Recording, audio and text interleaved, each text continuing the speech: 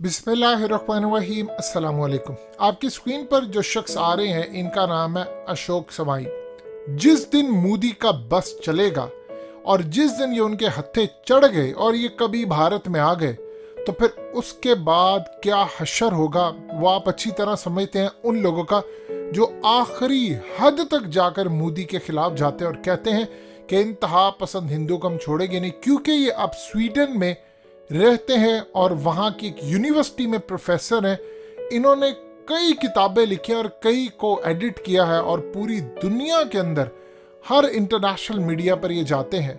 लेकिन इंटरेस्टिंग सूरत हाल है कि उन्होंने अब जो बात कर दी है, इस बात के बाद तो भारत के अंदर जो तूफान मचा है कि ये बात तो हमेशा पाकिस्तान का मुसलमान करता था, इंडिया के मुसलमान को भी ये बात करने की इजाजत नहीं थी जो इन्होंने कह दी।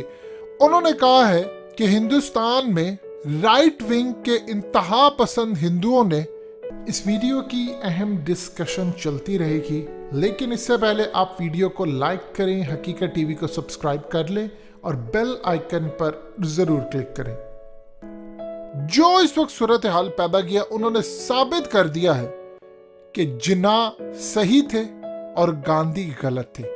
देखिए, आज तक हम सिर्फ ये बात करते आए हैं कि कायदे आजम सही थे और इसके अलावा हमने कभी नहीं कहा, सिर्फ हमेशा ये बात कही है। आज उन्होंने इसमें ऐड करते हुए कहा है कि कायदे आजम ठीक थे और गांधी गलत थे। देखिए, गांधी की अगर आप लाइफ को पढ़े तो आपको 2-3 धोखे जरूर मिलेंगे उनके, लेकिन ओवरऑल वो एक बैलेंस्ड लीडर थे। लेकिन हमेशा वो कायदे आजम मोहम्मद अली जिन्ना के दोस्त भी थे और उनको कन्विंस करना चाहते थे। उन्होंने बड़ा कन्विंस किया, इवन कि आप अंदाजा कर लीजिए कि यहां तक ऑफर कर दी इन्होंने खुलकर, इसमें कोई दो राय नहीं है। कश्मीर का उन्होंने मुकदमा लड़ा। उन्होंने कहा कि अगर कश्मीरी पाकिस्तान के साथ जाना चाहते हैं तो उनकी मर्जी है, अगर वो हिंदुस्तान के साथ जाना चाहते हैं तो उनकी मर्जी है, उन पर कोई जोर जबरदस्ती नहीं होनी चाहिए। ये उनकी, आप याद कीजिए, हकीकत टीवी आपको उनकी ऑडियो सुनवा चुका है। उन्होंने कायदे आजम को कहा था कि देखिए जिन्ना, आप अंग्रेज को जाने दे, अगर हम आपस में लड़ते रहे तो नहीं ये जाएगा, अगर अंग्रेज चला जाता है तो हम मिल बांट कर ये मामला तय कर देंगे। कायदे आजम ने कहा था अगर अंग्रेज चला गया और हमें अलग वतन ना मिला तो फिर याद रखिएगा सिर्फ मास्टर्स बदलेंगे, यानी हुक्मरान बदलेंगे और हमें कंट्रोल करने वाले बदलेंगे। आप अंदाजा कीजिए कि उस वक्त तो इंतहा पसंद हिंदुओं की हुकूमत भी नहीं थी, तो तब कायदे आजम ने कैसे जज कर लिया। गांधी ने कहा था आपको प्राइम मिनिस्टर बना देते हैं और उसके बाद हम मिल बैठकर मामला तय करेंगे। कायदे आजम ने कहा आज तो एक मुसलमान को तुम वजीर आजम बना दोगे, लेकिन सारी जिंदगी हिंदुस्तान का मुसलमान इक्तदार में नहीं आ सकता, फैसले वही होंगे जो तुम करोगे। आप देखिए कि उससे पहले कांग्रेस की जब हुकूमत डिसमिस हुई थी तो कायदे आजम ने कहा था, सबने शुक्राने के नफल अदा किए थे, यौम तशक्कुर मनाया था। इतनी नफरत थी उस वक्त कांग्रेस की कि वो मुसलमानों की मस्जिदों में सुअर काट के फेंकते थे। ये तो तारीख का हिस्सा है और कायदे आजम उस वक्त पहले कांग्रेस का हिस्सा थे। उन्होंने अंदर जाकर देखा कि ये तो किसी सूरत मुसलमानों के साथ नहीं मिल सके। उन्होंने गांधी को कन्विंस किया और कहा कि ये काम नहीं हो सका आखिरी लम्हों तक। उसके बाद फिर गांधी, शायद उनको समझ आ गई कि जिन्ना को तो किसी सूरत आप मनवा नहीं सकते और इनके पीछे तो पूरा हिंदुस्तान का मुसलमान खड़ा हुआ है। तो आप अंदाजा कीजिए कि उसके बाद गांधी की बात को आज अशोक समाई ने कहा है कि गांधी भी गलत साबित हुए, कि गांधी कह रहे थे कि नहीं, मुसलमान और हिंदुस्तान एक है। क्या खूबसूरत बात किया अशोक समाई ने। 10 आउट ऑफ 10 नंबर इनको मिलने चाहिए। लेकिन इस सूरत हाल में आज भारत में जो तूफान उठा है कि जो बात रात के अंधेरे में भी नहीं होती थी अब दिन के उजालों में भी हुआ करेगी।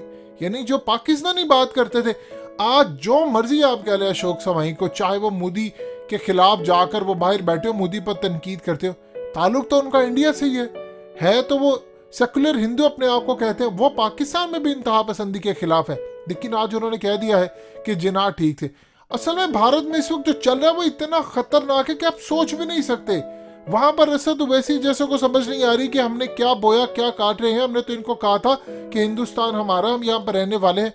असल में वहां पर हो रही हैं तकरीरें, वहां पर वो इंतहा पसंद हिंदू कह रहे हैं कि अब हमने छोड़ना नहीं है मुसलमानों को। उनको कह रहे हैं कि आप फोन अपने बेचे, हथियार लें। यानी आप अंदाजा कर लीजिए, कहते हैं 5,000 का फोन रखना है रख लो, लाखों वाला फोन लेने की जरूरत नहीं, मुसलमानों का सफाया करो, इनकी प्रॉपर्टी जब तुम्हारे पास आ जाएंगी तो अय्याशी करना।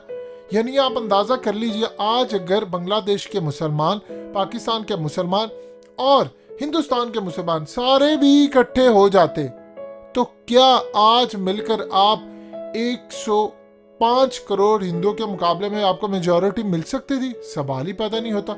हमेशा इख्तिदार में वही रहते। देखिए, मोदी इस वक्त फंसा हुआ है बुरी तरह।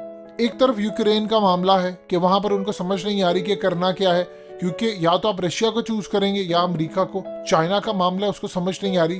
पाकिस्तान स्ट्रांग हो चुका है। आप अंदाजा कर ले कि जो S-400 भारत बना रहा है, अल्हम्दुलिल्लाह हम भी बना रहे हैं, हम अपना बना रहे हैं, वो तो ले रहे हैं। तो इस सूरत हाल के अंदर मोदी कहीं पर नहीं खड़ा हुआ। देखिए, आपको नजर आता है उनकी एक्सपोर्ट ज्यादा है। जिस दिन वहां पर कोलैप्स शुरू हुआ, आप बताएं आप कहां पर खड़े होंगे? वहां पर सिख इनके खिलाफ है।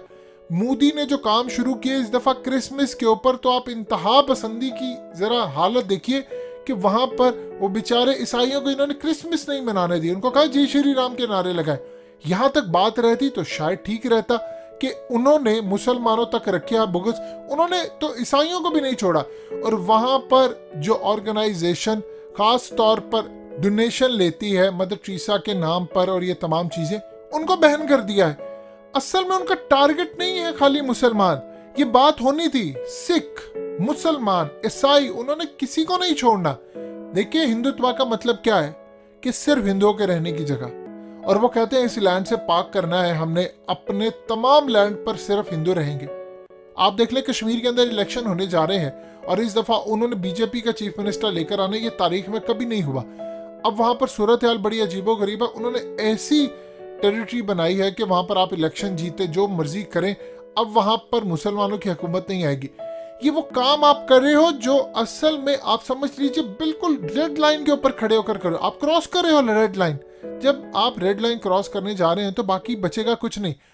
आज अगर अशोक सवाई ने कह दिया है तो अब हिंदुस्तान का मुसलमान भी कहेगा ये बात कि कायदे आजम सही थे। देखिए, उस वक्त जो हिंदुस्तान के मुसलमान थे उनको अबुल कलाम आजाद जैसे लोगों ने भड़काया, नहीं तुम ऐसे हो, फलाना तुम इधर ही रहो। मेजोरिटी तो यहाँ पर आ गए थे, लेकिन इस सूरत हाल में हमें सारी जिंदगी कहते रहे कि कायदे आजम ने गलती की, गांधी बिल्कुल ठीक था, ये था। आज देख लीजिए, हिंदुस्तान के प्रोफेसर कहते हैं कि गांधी गलत है, जिन्ना ठीक था। और कायदे आजम मोहम्मद अली जिन्ना के बारे में एक बात अच्छी तरह समझ लें, जो विजन अल्लाह ने उनको दिया था वो किसी को नहीं मिला। इस वक्त पूरे पिछले तकरीबन 100-150 साल में ऐसा जीनियस इंसान पैदा नहीं हुआ। हमें तो उनके बारे में फिल्म बनाने नहीं दी गई, उनके बारे में हमें बताया ही नहीं गया कि वो थे क्या, क्या सूरत हाल थी। हमें तो हमेशा उनकी असलियत छुपाई गई है हमसे, वरना आप देख लें, आप असलियत बताते। कायदे आजम के साथ जो कुछ हुआ वो तारीख का हिस्सा है, लेकिन महात्मा गांधी ने जो कायदे आजम को कन्विंस करने की कोशिश की, उनको अंदाजा ही नहीं था। नथुराम गोडसे, आज देख लो, उसको कहते पूजा करो उसकी। और कायदे आजम के बाद तो जो सूरत हाल गांधी की वहां पर हो रही है, जिन्ना को तो शायद वो कुछ भी ना कहे, लेकिन जो वो गांधी को गालियां दे रहे हैं, और वहां पर कालीचरण जो उनके इस वक्त पेशवा हैं, उन्होंने तो पूरी दुनिया के सामने महात्मा गांधी को गालियां दी हैं। तो अब आप अंदाजा कर लीजिए कि भारत के अंदर क्या हो रहा है। इनका टाइम बस थोड़ा ही रह गया है।